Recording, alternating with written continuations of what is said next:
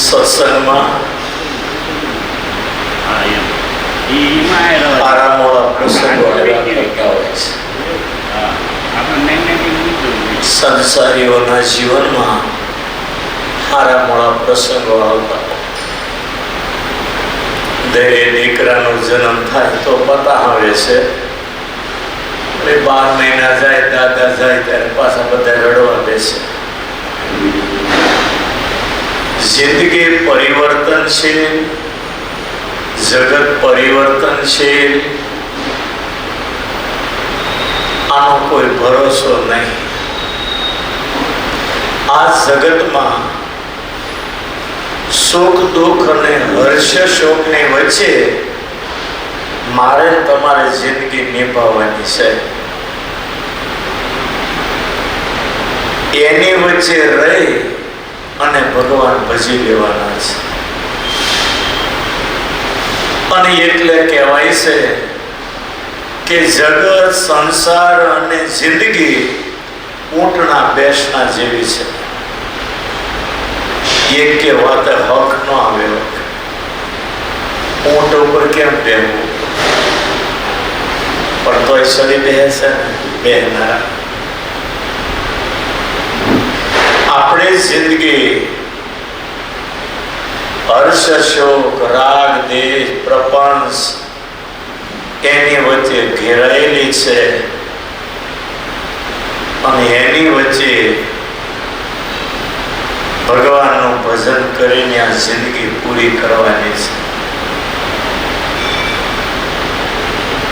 અને એમાં જે ભગવાનની ભક્તિ થાય, ભગવાનની સેવા થાય, ભગવાનનું સ્મરણ થાય, એ તો બહુ જન્મના પૂર્ણ હોય ને એનાથી થાય. સેવા, ભક્તિ અને સ્મરણ આ ત્રણ છે ને એ બહુ મહત્વના છે. હાલતા ચાલતા જે સ્મરણ કરવું એ બહુ મોટી વાત છે. માળાનો એટલે જ મહિમા છે. જેના સંબંધે ભગવાન યાદ આવ્યા.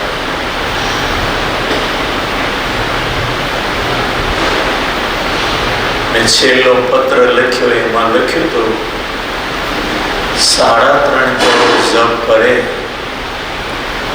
તો દેહનો પ્રારબ્ધ બદલાય. 7 કરોડ જપ કરે તો વચન સિદ્ધિ આવે. બોલે વચન સાચું બોલે. 13 કરોડ જપ થાય તો ભગવાનનો સાક્ષાત્કાર થાય.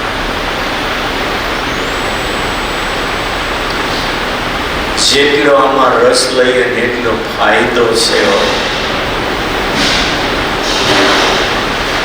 જિંદગી બહુ મૂલ્યવાન છે.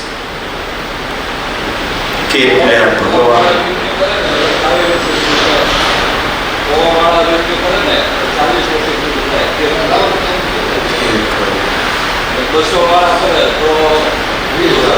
વીસ વર્ષે પૂરું થાય. રોજની 200 માળા કરે તો 20 વર્ષે પૂરું થાય. કરનારા લોકો જપ કરે છે પણ આ કટકટીઓ નીકળ્યું ત્યારથી કઈ સમજાતું નથી. મન ગણાય કે હું રોજ 1 લાખ જપ કરું, રોજ 50,000 જપ કરું.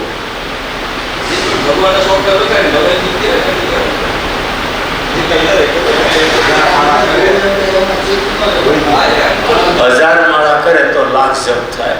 આપણા ગુરુ 1000 માળા કરતા 1 લાખ જપ થાય. 1,08,000 જપ થાય. 1000 માળા કરે. આજે ગણાય કે હું રોજ 50,000 જપ કરું છું, ઓફિસમાં બેઠો નથી. કટકટીઓ નંબર વયા જાય 50,000 એ વાંધો નથી, પણ જીભેથી જપ ન થતા એ વાત ખોટી પડે. મને જરાક ગળત ઉતરતું નથી.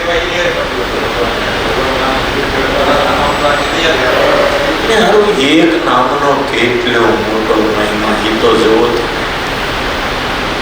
સ્વામિનારાયણ નામ લેવાથી કાળા નરનું ઝેર ઉતરી જાય. સ્વામિનારાયણ નામ લેવાથી બ્રહ્મત્યા જેવા પાપ પડી જાય. એવા નામનો જે જપ કરવો એ જીવ કેટલો બળ્યો હોય ત્યારે જપ કરી શકતો હોય. બહુ મોટી વાત છે, બહુ મોટી વાત છે. ઘણા સેવા કરે પણ ભજન ન કરે. નોકરી સેવાનો અર્થ નથી. કદાચ બીજ બળ વધે પણ જપ એ જપ. સ્વામિનારાયણ સ્વામિનારાયણ કે આપણે તો ધોઈનો કરતા હોઈએ પણ આપણને બહુ એનો મહત્વ નથી હોતો.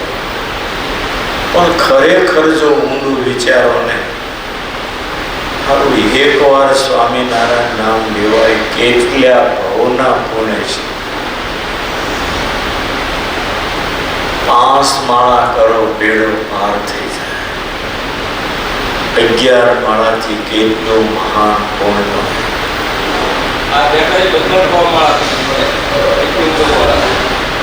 કેવા થશે આટલી ઉંમર વાળા અત્યારે તમે કિનારે બેઠા. પંકજભાઈ કદાચ હજી કિનારે નહીં હોય, ધંધામાં છે. બાકીના બધા લગભગ કિનારે છે. ભગવાનભાઈ નાના પણ ભગવાનભાઈ છોકરાઓ ધંધે છે એટલે એને ભજન કરવું થાય એમ છે. નિવૃત્ત કે ધંધે જાવ છો ધંધે. આમ તો શું છે, શરીર સારું હોય ત્યાં સુધીમાં આટા ફેરાનો ધંધો કરવો જોઈએ. આમાં હું નવરા બેઠા બહુ ભક્તિ હોય ને તો વાંધો નહીં, ભક્તિ કર્યા કરે. પણ નહીંતર ભક્તિનો ન હોય ને તો પછી માખ્યું મારવા થાય નવરા રહીને. અને નિવૃત્ત રહે તો અઠવાડિયું નીકળી જાય પણ આખી જિંદગી કેમ કાઢવી. પણ સમજીને જો થોડું ભજન થાય ને તો બહુ મોટો લાભ છે. વિનુભાઈજી દૂધમાં દહીંમાં કેમ આમ કહો તો નિવૃત્તિ જેવું ને, આમ કહો તો ધંધે લાગેલા છે. નરેન્દ્રભાઈ નિવૃત્ત, ડાયાભાઈ નિવૃત્ત, પોદાદાદા નિવૃત્ત, મોહનભાઈ દૂધમાં દહીંમાં, વિનુભાઈ દૂધમાં દહીંમાં, કાળુભાઈ નિવૃત્ત, સવજીભાઈ ગુરુ નિવૃત્ત, દિલીપભાઈ તમે દૂધમાં દહીંમાં ને નિવૃત્ત. અરે વાહ. પંકજભાઈ નકરા ધંધામાં હો. હા દાદા દાસભાઈ મારી જેમ નિવૃત્ત.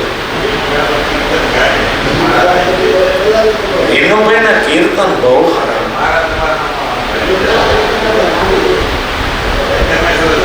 વિનુભાઈ કેટલા સરસ કીર્તન બોલે. હું આ શણગાર કરતી પછી માળા પહેરું તરત વિનુભાઈ કીર્તન શરૂ કરી. પેલો અંબાડીનો બહુ સારું બોલ્યો. અંબાડી કોઈ જોવા નહીં આવો, હાથી શણગાર્યો સોના અંબાડીએ, હાથી શણગાર્યો કોઈ જોવા ને આવો. આખી વડોદરાની સવારી દેખાવા માંડ્યો. અને ચેષ્ટામાં વંદોમાં જ્ઞાન સ્વામીએ જે ચરિત્ર સચિત્ર ચેષ્ટા બનાવી એમાં તમે વડોદરાની સવારીનું દર્શન તો કરજો. જોકે 5 મિનિટ જ બતાવે છે, એમાં તો એવું જ હોય. પણ એ કેવી ભવ્ય સવારી. હારી આપણે તો અકલ જ કામ ન કરે. કીર્તન છે સલે ગજ બેઠકે મહારાજા. કીર્તન એવું છે. અને વડોદરા ગુજરાતનું સિટી પણ એવું છે. હારામાં હારો સિટી તમારે જોવું હોય તો વડોદરા ગુજરાત. ગાયકવાડે વચ્ચે માંડવી કરી 4 ગેટ બનાવ્યા. એ વડોદરાની શોભા તમે જુઓ. અત્યારે જો કે હાવ નાનું વડોદરા ઓરિજિનલ 4 ગેટ હજી છે. પાણી ગેટ, ચોખંડી ગેટ, પાણી ગેટ અને બીજા 2 ગેટ છે. હું નામ ભૂલી ગયો. હું રોજ ત્યાં ભણતો ત્યારે નીકળતા અને નામ ભૂલાય. આ ઉંમર થાય ત્યારે બધું એવું જ હોય. વડોદરા સિટી અમને ગાયકવાડ સરકારે મળી ગયા ઘરે ગયા હતા. રણજીતસિંહ ગાયકવાડને ત્યાં આમંત્રણ લેવા ગયા. કોઠારી સ્વામી શાસ્ત્રી કૃષ્ણ સ્વરૂપદાસજી હતા. સુરતનો સભા મંડળ બનાવ્યો. હું ભણતો એટલે મને હારે લઈ ગયા હતા. પત્રિકા આપતા ગયા હતા સતવાર્ષિક ઉત્સવની. આ 50 વર્ષ પૂરા થાય, હવે આ 150 ઉત્સવ આવવું જોઈએ હમણાં. હવે ને ભણતા 50 વર્ષ થયા એટલે 150 વર્ષમાં આવશે. પણ એટલો હાદો સેમ્પલ, જોકે અત્યારે બધા વીઆઈ ગયા વિદેશમાં, મિલકતો વિદેશમાં, અહીંયા ફક્ત એનો લક્ષ્મી વિલાસ પેલેસ મહેલ રહ્યો છે. બહુ મોટી પાર્ટી, એટલે તો રાજા એટલે એવું જ હોય, શ્રીમંત મહારાજા કહેવાય. અને સ્વામિનારાયણ ભગવાનનો એને ગુણ બહુ હતો. અમારા બાપ દાદા ભગવાનને લાવ્યા હતા બરોબર, એવું બોલેલા પ્રવચનમાં. એ વખતે ફતેહસિંહ ગાયકવાડ એ વાળ વધારે, વાહામાં વાળ લબડે, સિંહ હોય ને એવો દેખાય હોય. અને રણજીતસિંહભાઈ એ હાદો સેમ્પલ, હાવ 2 ભાઈ હતા, એ હાવ હાદા સેમ્પલ. અમે ક્યાં પ્રેસમાં બેઠા હતા, બગીખાનામાં મેં પ્રેસ એનો, હાવ હાદા સેમ્પલ. ને ફતેહસિંહ જુઓ ને તો વીઆઈપી, આમ અકલ કામનો સિંહ હોય ને એવો દેખાય. માથાના વાળ વધારે હશે, ચારે બાજુ લબડે, આમ જોવો તો એની એન્ટ્રી પડે એવો. ગમે હું તો હવે રાજા આપણે સારંગપુર કોઠારી થયા એ વખતે ભાવનગરના મહારાજા ત્યાં આવ્યા હતા. અત્યારે એના વંશમાં જે હોય ને, વજયસિંહના વંશમાં, એ મારો રાજા એટલે 60-70 વર્ષની ઉંમર, પણ હું એની લાઈટ 16 વર્ષનો રૂપાળો યુવાન પાછો પડી ગયો. એ સાફો બાંધેલો, રજવાડી, સુરવા, કોટ પહેરેલો, આમ જોવો તો લોકો જોતા ઉભા રહી જાય, જોયા કરે. અને હાવ શાંત. મેં તો ફોન નંબરે લીધો તો મળ્યા હતા એને. આપણે મેં કીધું એકવાર બોલાવીએ પારાયણ. મારે ફોન નંબરે ખોઈ ગયો, ભૂલી ગયો. મારું ખાતું તો ભૂલવાનું, બાકી એક વખત બોલાવે જેવું. એટલો સજ્જન માણસ, કેટલો મોટો, પણ એનામાં સજ્જનતા, એનો વિવેક તમે જુઓ ને. ખરો આપણે હાથ જોડે સામે ઉભું રહેવાનું મન થાય. બાકી ઓલો અમારા નરેન્દ્ર ભાષા, એને નંબર લીધો તો હોય તો જોશું. એકવાર પારાયણ બોલે છે, બહુ સજ્જન, મારી અરે બહુ બેઠા. આપણે બોલાવીએ તો અમે કીધું હતું એકવાર મેં સુરત બોલાવી આવશું, કે આવીશ, પણ મારું બોલવાનું ખાતું તરત ભૂલી છે. હા, બહુ સજ્જન. તમે જોયા કરો એને, એટલી સમજણ એની. અમે અડધો કલાક બેઠા વાતો કરી, પછી મેં હરિપ્રકાશની ઓળખાણ કરાવી, વિવેકની ઓળખાણ કરાવી. તેણે કોન્ટેક્ટમાં લઈ લીધા. તે દર વખતે ઉત્સવમાં વારે વારે આવે, સારંગપુર બોલાવે, સલાવે, મળે. ઓળખાણ મેં કરાવી, હું ભૂલી ગયો. અને એ કોન્ટેક્ટમાં એના હાથમાં એક વખત મોટી પાર્ટી આવે, પછી સટકે નહીં. બધા વ્યવહારો કહેવાય. હું વ્યવહારનો કાચો માણસ. અત્યારે અબજોપતિ પાર્ટીઓ હોય ને, દિલ્હી સુધીના સરકારી નેતાઓ બધા વિવેકના, દિલ્હીના, ગાંધીનગરના જેટલા મોટા મકોડા એ બધા વિવેક સ્વામીના. મારી પ્રકારને ઓછી કરું, વિવેકને પાકું. વિવેકમાં પાછો બોલાવા સલાહનો વિવેક જુઓ તો એમાં આપણું વિચારવું પડતો. એની આડે વાત કરવી, એને હાર પહેરાવે, એની સામે ઊભા રહે, તમે જુઓ તો આપણા વિવેકનો ખરેખર વિવેક એમ. તમે વિચાર કરો, કોઈ કોઠારીએ 50 લાખના કામ સારંગપુરમાં કર્યું નહીં, પણ આપણા સાધુ દ્વારા 1000 કરોડ ઉપરના કામ થયા 7 વર્ષમાં. વિચાર કરો, ઓછામાં ઓછા 1000 કરોડ ઉપરના કામ થયા છે. ઉત્સવ પહેલા એક બિલ્ડિંગ જ આખી 200-250 કરોડની બનાવી, એક જ વર્ષમાં 800 રૂમ એસી તૈયાર કરી ઉતાર આપી દીધા. ઉત્સવને વર્ષની વાર હતી, ખાતમુહૂર્ત કર્યું. હું ગયો તો ખાતમુહૂર્ત, આચાર્ય મહારાજને મારે તે ખાતમુહૂર્ત હતું. ઉત્સવ આવ્યો, ત્યાં 1200 રૂમ બની ગઈ, પણ 800માં તો એસી ગોઠવા, હરિભક્તોને ઉતારા પણ આપી દીધા. અને એટલી વ્યવસ્થા હતી, હરિભક્તોને ઉતારામાં મૂક્યા, પછી એની સેવામાં છોકરાઓ મૂક્યા. વિદેશના માણસો આજે વિચાર કરતા થઈ ગયા, એ વ્યવસ્થા વડતાલમાં નહીં થાય, ભલે ગમે એટલો રૂપિયો કરશે. આપણા સાધુમાં એ વસ્તુ તો કેવી પડે. મોટી મોટી પાર્ટીની સેવામાં રૂમે એક એક છોકરો એવો ગોઠવો અને એવી એની સંભાળ લીધી. આ નારાયણસિંહ અસવારના ઘરનાનો ઉતારો આપ્યો હતો, એમાં આપણો આ ભાવિકની છોકરો બ્રાહ્મણ આવે છે એને એની સેવામાં મૂક્યો ને એવું એ બેનનું ધ્યાન રાખ્યું. આપણા ગુરુની ભત્રીજી થાય નારાયણસિંહ અસવાર બહુ મોટો માણસ, વડોદરાનો રાજા કહેવાય. એક્સિડન્ટમાં વહી ગયો. એને જુઓ તો તમે વિચાર કરો, એવો માણસ. એ બેન અત્યારે બહુ અબજોપતિમાં ગણાય. એ આને દીકરા છે માને ફોન હોય કરે, તારે કાંઈ પણ કામ હોય તો કહેજે. એને કંઈક 5-10 હજાર રૂપિયા આપતા હતા નીકળે ત્યારે. છોકરાએ લીધા ને, એ છોકરાને ધન્યવાદ ને. હરિપ્રકાશ સ્વામી એની સેવામાં મૂક્યો હતો. એ બેનની એટલી બધી સેવા કરી અને જે જોઈએ ચા બોલવા જાય તો ચા હાજર કરે. આવી સંભાવના હરિભક્તોની વડતાલમાં નહીં થાય.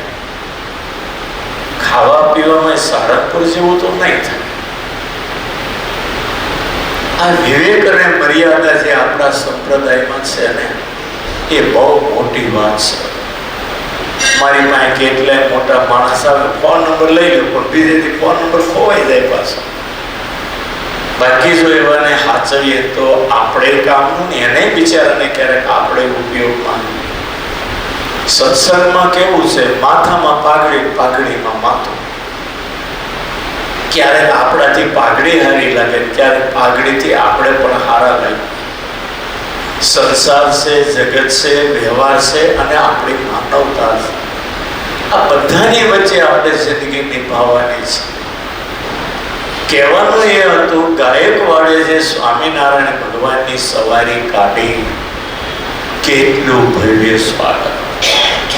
ધન્યવાદ તો કુંડળના જ્ઞાનજીવનદાસ સ્વામીને કે એ ચેષ્ટામાં તમે જોજો ખરા. એ સવારીને રંગના ફુવારાના ઉડાડે છે, એની સવારી આવે છે. એ 5 મિનિટ દેખાય પણ તમે આમ ધ્રુજી જાઓ, એટલી અદભુત સવારી. મારે સ્વામીને કેવું છે, આના પોતભાર પાડો, ઘરે ઘરે લોકો રાખશે. કેટલી અદભુત સવારી. કરોડો રૂપિયા એમાં જ્ઞાન સ્વામી હોમે દીધા છે. લોકો પાસેથી રૂપિયા લીધા ને ઉગાડી દીધા. રૂપિયો લઈ જગતને હવાર રૂપિયો વાપરી બતાવ્યો. ચેષ્ટા, વંદુ તમે બધા જોતા શકો છો. આપણે તો એમાં બુદ્ધિ જ કામ ના કરે. સંપ્રદાયમાં આવા કાર્યો આવા સંતો દ્વારા કરાવે અને લાખો જીવ સ્વામિનારાયણ ભગવાનને ઓળખે. બાકી કરતા હરતા મહારાજ છે પણ સત્સંગના કાર્યોમાં સંતોને હરિભક્તોને પ્રેરણા કરતા હોય છે. અને જેના ભાગમાં જેવા પૂર્ણ હોય ને જેવો ભગવાન અને સંતોનો રાજીપો હોય એવી એની પાસેથી ભગવાન સેવા લેતા હોય છે. તમે ભક્ત હાવણિયા મંદિરમાં લઈ દો તો એ તમારું થોડું પૂર્ણ ન કહેવાય. હજારો જન્મના પૂર્ણ હોય ને ત્યારે તમે એક હાવણિયા મંદિરમાં લઈ દઈ શકો. કારણ કે આ ઘર છે ને બહુ મોટાનું છે. વડાપ્રધાનનું ઘર નથી, 33 કરોડ દેવના રાજા ઇન્દ્રનું આ ઘર નથી, કરોડો ઇન્દ્ર જેની ગણતરીમાં નથી, કરોડો બ્રહ્માંડો જેના રૂવાટે રૂવાટે અણુની જેમ ઉડતા ફરે, એ પુરુષોત્તમ નારાયણનું આ ઘર છે. અહીંયા બેસીને તમે એક માળા કરો કે એક નામ લ્યો, તમને 1 કરોડ નામ લીધાનું પુણ્ય મળે. એમાં કોઈ બે મત નહીં. રાજાને પગથિયે તમને બેહવા દે તો તમે કેટલા રાજી થાવ. મામા ઘરે પગથિયે ન બેહવા દે તો ઘરમાં લઈ જઈને મીઠાઈ ખવડાવે. પણ રાજા તમને બોલાવે નહીં પણ એના મહેલને પગથિયે નીચે બેહવા મળે તો તમે કેટલા રાજી થાવ. ન્યાય થાય આપણને અંદર બોલાવે, ચાનું પૂછ્યું નહીં એમ. કારણ કે એની મોટપ આપણે જાણીએ છે એટલે એને પગથિયે બેહીને આપણે રાજી થઈએ છીએ. તો આ તો પુરુષોત્તમ નારાયણનું ઘર છે. નિશિટેલ મળે તો માને ભાગ્ય જો. મુક્તાન સ્વામીની બેનને કહ્યું તો આ ભગવાન તને માન આપે છે, ફૂલાઈ ન જતી. તને જે માન આપે એ ભગવાન કઈ સામાન્ય નથી. બ્રહ્માદિકને નિસ્તે મળતી નથી. પુરુષોત્તમ પાસે બેઠાની જાગજો. બ્રહ્મા શિવ અને ઇન્દ્ર જેવાને એની પાસે બેવું હોય તો જગ્યા નથી મળતી. એ મોટપણા ભગવાન તને માન આપે છે, એટલે તો માનમાં ફૂલાય ન શકે. એને માન આરે બહુ વેર છે. દાસી થઈ તું રેજે દીન દયાળની. મુક્તાન સ્વામી આ બધા શબ્દો એની બેનને કહ્યા. એમાંથી આપણે શીખવાનું.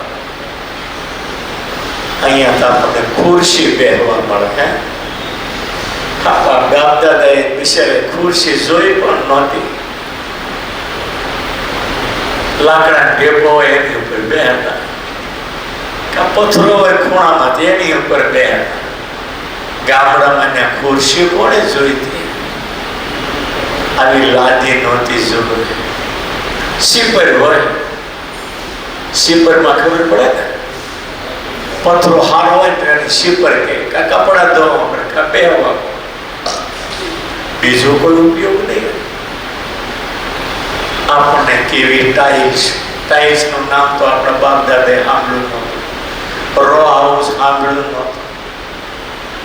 4 વ્હીલ નામ સાંભળ્યું નહોતું. આપણે જે એમાં રમીએ છીએ. બોલ, કાઠિયાવાડમાં રોટલો, શાક અને છાય કદાચ હરખું હોય તો અથાણું હોય. અહીંયા રોજ ડાયરેક્ટ ભાત. બોલો, આ બાપ દાદાના પુણ્યનો પ્રતાપ માનજો. ભગવાન અને મા બાપને જિંદગીમાં તમે ક્યારેય ભૂલતા નહીં. રોજ ભગવાન અને મા બાપને તો યાદ કરો. માતૃ દેવો ભવ, પિતૃ દેવો ભવ. દેવ સમાન છે. જે મા બાપને નારાજ કરે ને એને ઈશ્વર ક્યારેય માફ કરતો નથી. ઈશ્વરને ભૂલો તો હાલે, પણ મા બાપને ભૂલ્યા ને એટલે ગયા તમે. કંસે એના બાપને ગાદીએથી પછાડી ઢવળીને માણસોને કહ્યું જેલમાં નાખો. રાજના માણસો ઉગ્રસેનને ઢવળીને જેલમાં પૂર્યા હતા, અંધારી કોટડી. નાલાયક કંસ ગાદી ઉપર ચડી બેઠો. ભગવાન એની ઉપર કેટલા નિષ્ઠુર થયા હતા ખબર છે? આ વસુદેવ દેવકી જેલમાં પૂર્યા ન મારે, એના બાપને જેલમાં પૂર્યા ઢવળી. એટલે ભગવાને નક્કી કર્યું કે હવે છોડું નહીં એને. છાતી ઉપર ચડીને એક ઠીકો માર્યો ને લોહીનો કોગળો કાઢી નાખ્યો. બીજે ઠીકે તો અચ્યુતમ કેશવ કરી નાખ્યો. ઈશ્વર કોઈ દી આવા જીવને માફ કરતા. ઘણા લોકો મા બાપને ગણતા નથી. થોડા દી પહેલા એક ભાઈ તાપીમાં ધુક્કો મારી મરી ગયા, જેનું 12મું છે. બિચારાને પેલું કેન્સરનું દર્દ હતું. ઘરમાં કોઈ સેવા કરતા નહોતા. કંટાળેલા તાપી ઉપર ધુક્કો માર્યો અને ઘરમાં લખાણ મૂકતા કે કોઈ એને ઘરના કોઈને હેરાન ન કરતા, પોલીસની ઉપાધિ કોઈ ન કરતા, હું કંટાળ્યો હતો એટલે જિંદગી ટૂંકાવી દઉં છું. છોકરા ધડો કરતા નહોતા, ક્ષય રોગથી પીડાતા હતા, 2 બાજુથી હલવાયેલા હતા. તાપીએ ધોકો મારી જિંદગી ટૂંકાવીને આજે એનું 12મું છે. શું જિંદગીમાં તમારે કમાવાનું? આપણને યોગ સારા આપ્યા છે ભગવાન. ભજન કરજો બાપા. ભજન જેવો માર્ગ બીજે ક્યાંય નથી. હાલતા ચાલતા સ્વામિનારાયણ સ્વામિનારાયણ કરો. અને 1 કલાક બેસો ભજનમાં, જ્યારે અડધો કલાક જાય પછી જે મજા આવે, અને એમાં જે તમે કલાક બરાબર ભગવાનમાં મશગુલ થઈ જાઓ, તમને બહુ અંતરમાં શાંતિ થાય. જેટલું ભજનમાં તમે વધારે ધ્યાન આપો ને એટલી અંતરમાં શાંતિ. બાકી દુનિયા આખી ભડકે ભળે. હું કરો કોઈ આપણું નથી, ભલે ગમે એને આપણા માનો. જેને તેને આપણા માન્યા છે ને એટલે ખૂણો ગોતી રડવું પડે છે. બાકી ડાયરીમાં લખો એટલો લખી લેજો, ભગવાન સિવાય આપણું કોઈ નથી. અને કેટલો દયાનો સાગર, જીવના ગુના સામો પણ જોતા નથી. અને એનું ભજન કરીએ, એનું જે વાલક પણ ઉભરાય, આપણો બેડો પાર થઈ જાય. ઘણા લોકો ભજન કરે જોઈએ ત્યારે બહુ આનંદ થાય, બહુ આનંદ. મોહનલાલ એસ મીઠાઈ વાળા, હું સાધુ થયો, મારી 14 વર્ષની ઉંમર હતી.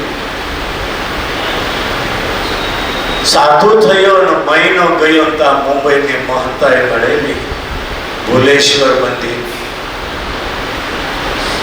રોજ મારે મોહનલાલ એસ મીઠાઈ વાળા દાદા એવા ભક્તિ વાળા મને નિષ્કુળાનંદ કહેતા, ક્યારેક તેડી લેતા. હું 14 વર્ષનો હતો.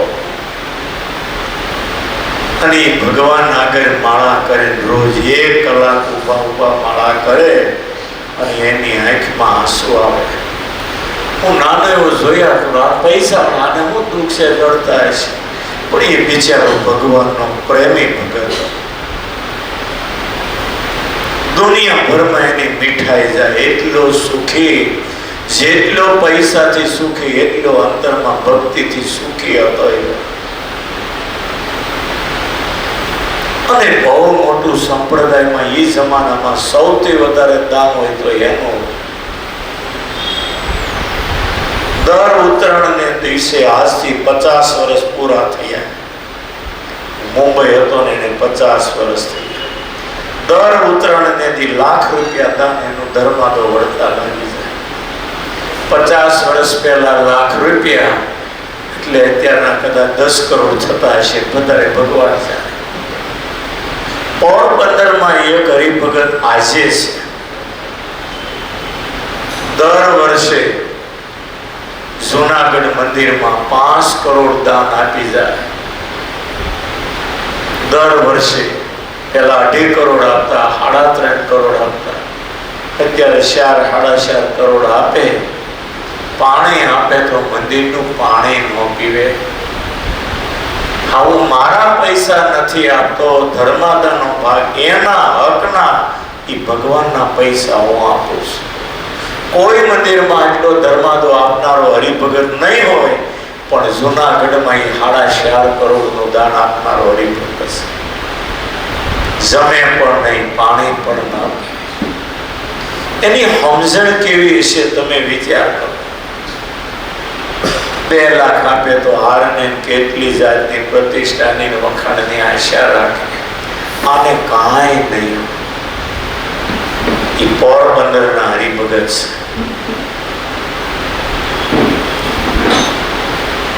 એટલે આવા ભક્તો સ્વામિનારાયણ સંપ્રદાયમાં છે. સંપ્રદાય વાંચ્યો નથી. એક સમય હતો, રાવ બહાદુર કરમસિંહ દામજી, મુંબઈનો હરિભગત. ભુલેશ્વરમાં મંદિર બન્યું તેથી એણે 25 લાખનું સૌથી પહેલું માતબર દાન આપ્યું. અંગ્રેજે જેને રાવ બહાદુર કરમસિંહ દામજી ઇલકા બાટેલો અને ગઢડા જે ખળખળિયા ઘાટ બાંધેલા એ કરમશી દામજીના બાંધે. અને મહાન ભગત મુંબઈમાં અંધેરીમાં રહેતા, અને એની માં લક્ષ્મીબાઈ રોજ ભગવાનને બ્રાહ્મણને રાખી પાકા થાળ કરી ધરાવે અને રોજ કીર્તન બોલતા. એની છાપેલી લક્ષ્મીબાઈની કીર્તનની ચોપડી આજે પણ મારી પાસે. રોજ ભગવાનની આગળ એ ડોશીમાં કીર્તન બોલે, આંખમાં આંસુ જાય. કેવી ભક્તિ! જસદણ સ્ટેટના દરબારની માં હતા કલુબા. એ પણ એવા મહાન ભક્ત. સાંખ્યોગી ભાઈઓની ભક્તિને વધે એવી ભક્તિ કરતા. ઠાકોરજીને થાળ ધરાવે, બ્રાહ્મણ પાસે થાળ કરાવે. રજવાડામાં પણ ઘણી જગ્યાએ સત્સંગ આવો હતો. ગાયકવાડ સરકારે પણ સત્સંગ એ જમાનામાં બહુ સારો રાખ્યો. અને કુશળ કુંવરબા મહારાણી ડાંગ જિલ્લાના સ્ટેટના ધરમપુર સ્ટેટના રાણી. કેટલું મોટું રજવાડું, છતાં એની ભક્તિ તમે જુઓ ને. આપણે એની આગળ કાંઈ ગણતરીમાં ન આવી.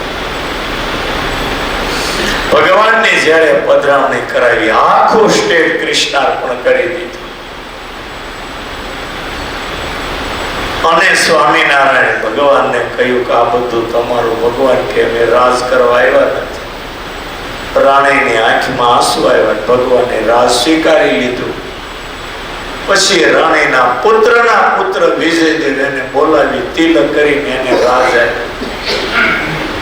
મહારાજે રાણીને કહ્યું કે આ કુંવર મોટા થાય ત્યાં સુધી તમે હાચવજો રાજ, પછી આ માલિક તમારું એને સ્વીકાર્યું. વિજયદેવને આપ્યું.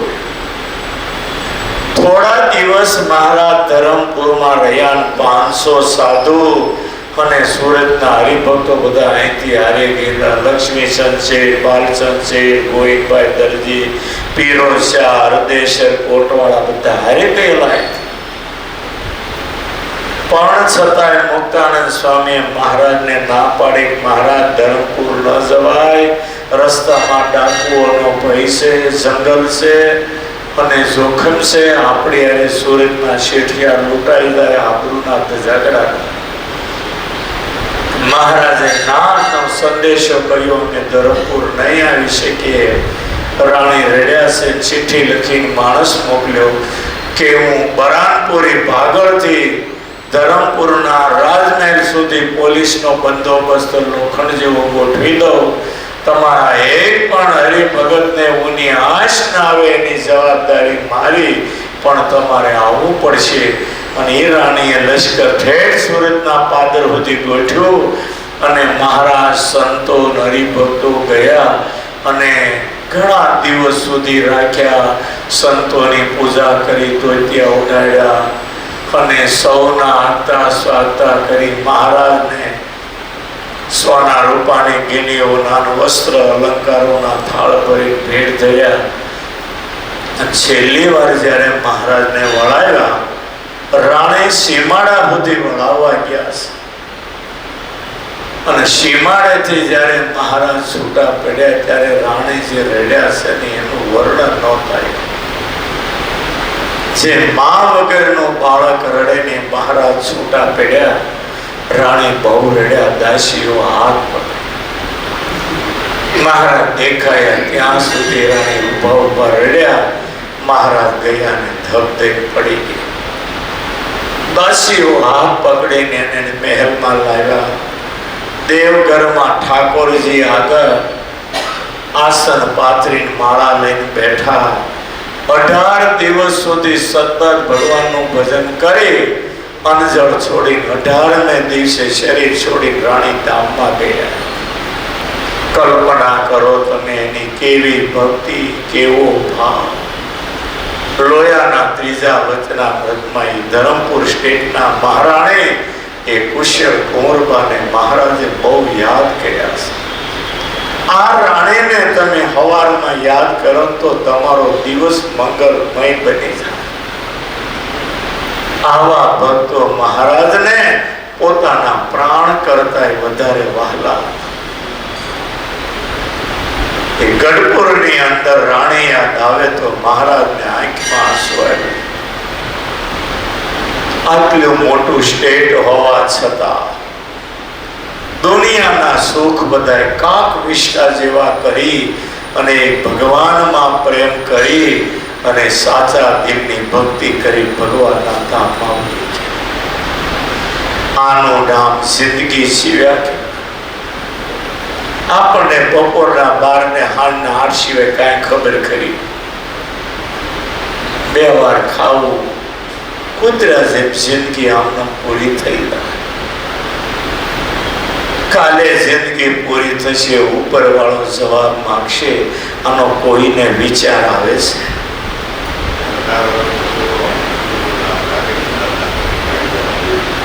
કરોડોપતિ માણસ ગુરુકુળના હરિભગત છે, બહુ મહાન હરિભગત બિચારો. 18 વર્ષનો એકનો એક દીકરો બેંગ્લોર ભણતો હતો. અચાનક ધામમાં હોય કે કાલે પ્લેનમાં અહીંયા લાવ્યા, ડેન્ગ્યુ થઈ ગયો. એટલે જિંદગીનો કોઈ ભરોસો નથી. બ્રેક વગરની ગાડી અને માણસની જિંદગી આપી એ ખરખું છે. ભજન કરી લેવું. તો કે હું તો એ ગોપાના ઘનશ્યામભાઈને ઓળખું નહીં, પણ મને આ પંકજભાઈ કહ્યું આપણી પારાયણમાં ત્યાં હતા, તમારી હારે હારે રહેતા હતા, મને કે 25,000 દાન આપ્યું. હું જોઈશ એટલે ઓળખી દઈશ, આ ફોટો મગાવીશ, મેં ઘરે જઈ આવીશ. અને સમજો હરિભગત હોય ને, આ બિપિનભાઈને છોકરો ગયો ને તો બિચારાએ સમજણથી એવી ધીરજ રાખી હતી. મને કે સ્વામી મહારાજને ગમ્યું એ ખરું. અને આપણને એટલો વિશ્વાસ, મારો દીકરો ધામમાં ગયો છે, હવે રોવાનું અર્થ શું? એ બિપિનભાઈ રોતા ન જોયા, એનો દીકરો ધામમાં ગયો. ગુરુકુળના હરિભગત છે, મારી હારે બહુ એ છે, મારી પાસે હવે બહુ સુખી પાડતી છે. અમારા મૌનમાં આવ્યા હતા આપણી સભામાં કેશવમાં. સમજણ સત્સંગની હારે નહીં હરિભગત. એટલે આ જિંદગીનો કોઈ ભરોસો. દીકરો ગયો ને આપણે વયા જાય કઈ નક્કી નહીં. આવું ગયા ખાતે જતો, આ તો ભગવાને રાખ્યો, તમારી સામે બેઠો છું. હાવ ગયા ખાતે હતો, આ તો ચમત્કારથી ભગવાને મને રાખ્યો છે. હું ઘોડાની જેમ દાદર સાઈડ ઉતર કરતો, સીધો મને હોસ્પિટલ લઈ ગયા અને બધું તપાસીને ફોટો કાઢીને મને ફોટો બતાવ્યો. જો આમાં શારી નાડી તમારી બ્લોક છે. આ તમે મારી સામે ડોક્ટરો 4-5 થાય કે સામે ઊભા છો એ ચમત્કાર છે, બાકી આ શારી નળી તમારી બ્લોક છે, તમે વાતો કરવાની ચમત્કાર છે. અને હવે સવારમાં મને કે હવે 1 કલાકે તમે દૂર જાઓ ને એ હાલે એમ નથી. 1 કલાકે હવે મોઢું ન કરે, હમણાં તમે વયા સીધું હોઈ જવાનું અને સીધું મારું ઓપરેશન કરી નાખ્યું, બાયપાસ કરી નાખ્યું, બીજે નળી ગોઠવી દીધી. મને કે હવે 25 વર્ષ તમે નાના થઈ ગયા. અને એમાં 3 દિવસથી એવું જ હાલતું હતું. 1.5 મહિનો હું ત્યાં રહ્યો. સવારે 1 ગોળી ખાવાની અને સાંજે 2 ગોળી ખાવાની. અહીંયા આવ્યા પછી અમારો ઓલો શેરો વિપુલ હારો બાજુમાં પડ્યો છે ને, એ ગોળીઓ મને મેળ્યો ખવડો. મને કે 3 ખાવી પડે, લખ્યું છે આમાં કે. અરે એટલી હેવી પાવરની ડોઝ. 3 દિવસથી મને ઊભો થયો ને અંધારો દેખાવા માંડે, ચક્કર આવે. મેં કીધું આમ કેમ થાય છે? મને કાંઈ બીમારી નથી, પણ ઓલી હેવી ડોઝની 1 ટીકડી ખાવાની આની બીજી બધી સડાઈ દીધી. બોલો, 3 દિવસથી મને ચક્કર આવે. એકવાર તો એકદમ બેહી ગયો ખરો. હું થયું? કાલે ડોક્ટર પાસે ગયા, એ બધી પાસિકા મૂકે ને એમ બધી દવાઓ ગોઠવી. આ દવા ખાવ તો તમને ચક્કર આવે છે. મેં કે ચક્કર આવે એટલે તો આવ્યો છું. આ ખવાય ને કે કોને ખવડાવી? કે આ છોકરો મને આપતો હતો. એમાંય બચી ગયો, વયો ગયો. જો 2 દેખાતી હોત ને જયસ્વામને વયો સા. એટલે હારો જિંદગીનો કાંઈ ભરોસો નહીં. તમને કહું સાચી વાત. આ તો દવા લીધી, નહીતર બગીચા બેઠા બેઠા એટક આવે જતા વાર કેટલી તેમ મને કહ્યો. પછી હાજર ને હપુચી 3 ટીકડી લીધી નથી, બે લેતો. હવે અત્યારે તમે જઈ આવો, હું કહે છે જોશી રોજ 3 ટીકડી લેતો તો 1.5 મહિનાથી. ઓલો છોકરો બિચારો પાછો એ કઈ દુશ્મન નો તમારો, એને કાગળી આમ ભેગી પડી છે બાજુમાં ભેગી થઈ ગઈ તે ઈ મેળ્યો પાક આમાં લખ્યું છે કે સવારે લેવાની, આ લેવી પડે કે આમાં લખ્યું છે કે લેવાની કે તે ઓળી એને કીધું એટલે 3 લેવા માંડ્યો. 3 ની જ્યાં તારી રોજ 4 દીથી સકાર આવે, આમ કેમ થાય છે? એટલે એમાંય ભગવાન પછી એટલે આપણે છે ને એના કઠપુતળા છીએ, એ નચાવે ત્યાં સુધી નાચવાનું.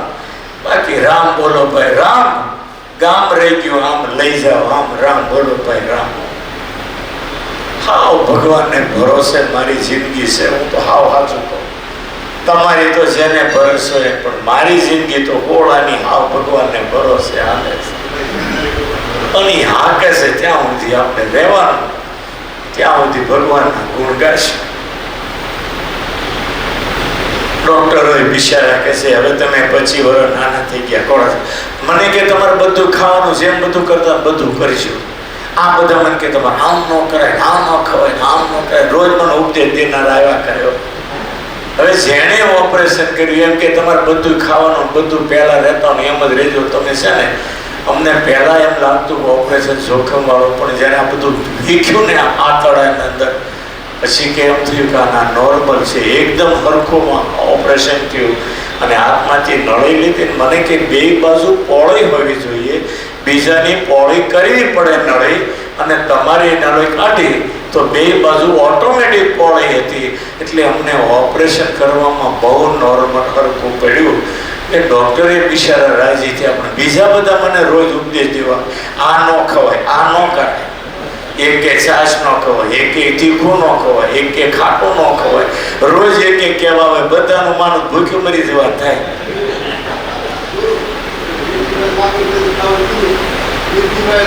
વીરજીભાઈ કે માખણ ખવાય, બીજો કે માખણ ન ખવાય. વીરજીભાઈ કે ગાયનું માખણ રોજ મોકલે. જો કે 15 જે મોકલું, હું તો રોજ માખણ બાજરાના રોટલા પછી ખાતો. અને એ પાછા ફોન કરે બીજું મોકલું. મેં કે આ બધા લોકો ના પાડે છે, ડોક્ટરે મને કીધું બધું ખાજો. હું આમ તો બધું ખાઉં છું, પણ થોડું ઓછું ખાઓ પહેલા કરતા. અને હાથમ લખ્યું નહીં, આઠમ કોઈ થતી નથી તો તમે બધા જાણો છો. પણ સારું એટલું મને તો જો મને અંગે હું માનું છું ને એ તમને કહું કે સ્વામિનારાયણ ભગવાન છે ને એના સાધુ ને એના ભક્તમાં માનતા હતા. હગામાં ક્યાંય સ્વામિનારાયણ માનતા નહોતા. હાવ સાચું કહું તો ભક્તિ માતા જયારે દેહ છોડવાના ત્યારે ઈચ્છારામજી માથા પછાડીને રડતા હતા. તેથી માની આયુષ વધારનારો બાજુમાં ઘનશ્યામ બેઠો હતો, છતાં માનો એક શ્વાસ વધારે ન લેવા દીધો, ઓછો ન થવા દીધો. અને મને તો હારું 3 વાર મોત આવ્યું તોય ભગવાને મને બચાવી લીધો. એટલે હવે સ્વામિનારાયણની મારી ઉપર કેટલી દયા હશે એની ખુદ મને જ ખબર નથી. સ્વામિનારાયણ જેવો કોઈ દયાળુ નહીં. આપણે માયાના જીવને તોય એને ભજન કરીને જેટલા રાજી કરવા જોઈએ એટલું રાજી નથી કરી શકતા. એ મોટી જિંદગીમાં અફસોસની વાત છે. બાકી ભગવાન અતિ દયાનો સાગર, એટલા દયાળુ. સગામાં તો એ માનતા જ નથી. એને નહીં કોઈ માત ને તાત, નહીં બારજા પુત્ર ને પ્રાત. મુક્તાન સ્વામીએ જોયું નહીં ભાગ. માતા પિતા ભાઈ દીકરા બેન ભાઈ કોઈમાં એ માનતા નથી. ગીતામાં લખ્યું ભક્તમાં માનું, નમે ભક્ત પ્રણશ્યતિ.